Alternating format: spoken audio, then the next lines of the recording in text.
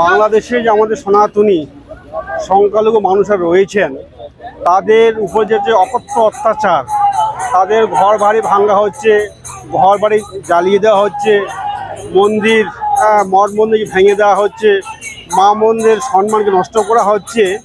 আজকে এর প্রতিবাদে আজকে আমাদের এপার বাংলার আমরা সাধু সমাজ, আমরা সমস্ত সাধু সমাজ এপার বাংলার আজকে আমরা এই প্রতিবাদে আমরা আজকে রাস্তায় নেমেছি। আমরা আজকে যখন দেশ স্বাধীন হয় 1947 সালে, তখন ওপার বাংলা এবার আমরা একটাই ছিল, ওপার বাংলা এপার বাংলা একটাই ছিল, পড়েছিল বঙ্গদেশ ছিল।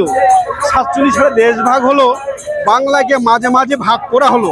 আমার সনাতন ধর্মের মানুষরা, আমার এই হিন্দু ধর্মের মানুষরা, তারা একটা ভাগ রয়ে গেল ওপারে আর একটা ভাগ হলো আমরা এপারে।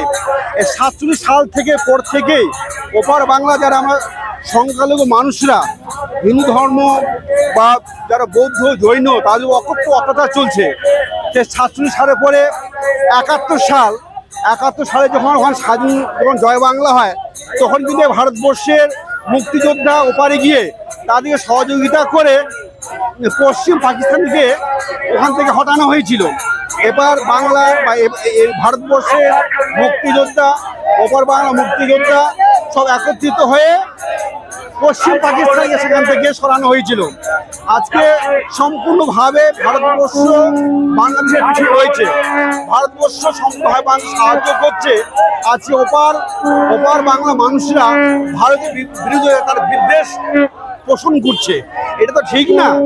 আজকের এই দিনে যেসব আমাদের সনাতন মানুষ ওপরে রয়েছেন, হিন্দু বলুন, বুদ্ধিস্ট বলুন, জৈন বলুন, এই আমাদের সমস্ত রকম যে মানুষরা তারা রয়েছেন, আমাদের সেখানে ধরুন যে ভারত সেবা সংঘ, রামকৃষ্ণ মিশন, ইসকন, সবাই এখানে রয়েছেন।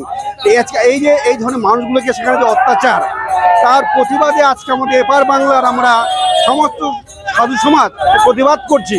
আমরা এখন যাচ্ছি রাজভবনে, রাজ্যপালের কাছে আমরা একটা গণডেপুটেশন দেব, যাতে করে ওপার বাংলার আমরা সনাতনী মানুষরা যাতে তারা সুষ্ঠুভাবে থাকতে পারে, তারা যেন নিরাপত্তা পায়, তাদের প্রতি যেন কোনো অকথ্য অত্যাচার না হয়।